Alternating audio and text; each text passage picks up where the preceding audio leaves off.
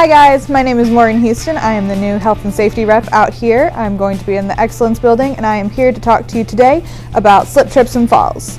So we have a new THA, which is a task hazard analysis for slip, trips, and falls. We have it as a THA because THA basically means that there's no set process or set machine that it's about.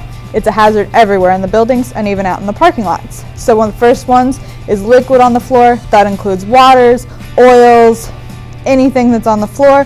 Most important, make sure we're cleaning those up. Make sure they're reporting them if they're more than 5 gallons. Less than 5 gallons, go ahead and clean them up yourself, as long as it is non-hazardous, or if it's hazardous, always make sure you report it. Non-hazardous, less than 5 gallons, go ahead and clean it up. Over 5 gallons or hazardous, make sure you report it so it can get cleaned up.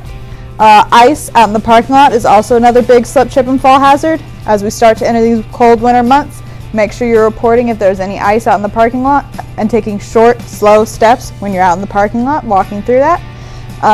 Also, another slip, trip, and hazard can be debris on the floor, general dirt, general dust, also trash that's left around.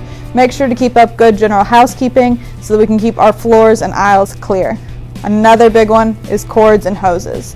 Make sure that if you're using the retractable cords that you're retracting them back in. Same goes for the hoses. If you're using non-retractable cords or any other type of hose that's not retractable, make sure that you're cleaning those up as soon as you're done with. And now let's look at a few examples.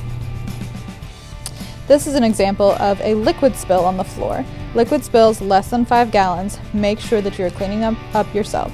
Sorbet pads are an excellent example of how to clean up an oil spill on the floor. This is an example of a bad use of sorbets. So there's a spill of oil on the floor which needs cleaned up. One sock is enough. Once one sock is used and full of oil, then change out for another sock. Multiple socks does not help clean up the spill. This is an example of sorbets that don't need to be used. Sorbets are to be used outside of the barriers. If the barriers are leaking, then maintenance needs to be called and the barriers need to be fixed for the containment of the spills. This is an example of a floor mat, which is causing a trip hazard. Make sure that all floor mats are properly placed on the floor so that they're flat and level and no one has a chance of tripping over them. This is an example of air hoses or hoses out and about that need to be put away. Make sure when using hoses after you're done with them that you put them out of the way and out of the walking path so that no one trips over them. Slip, trips, and falls can be very dangerous. 27% of the non-fatal injuries last year alone were from slip, trips, and falls, and 17% of fatalities were from slip, trips, and falls in 2018.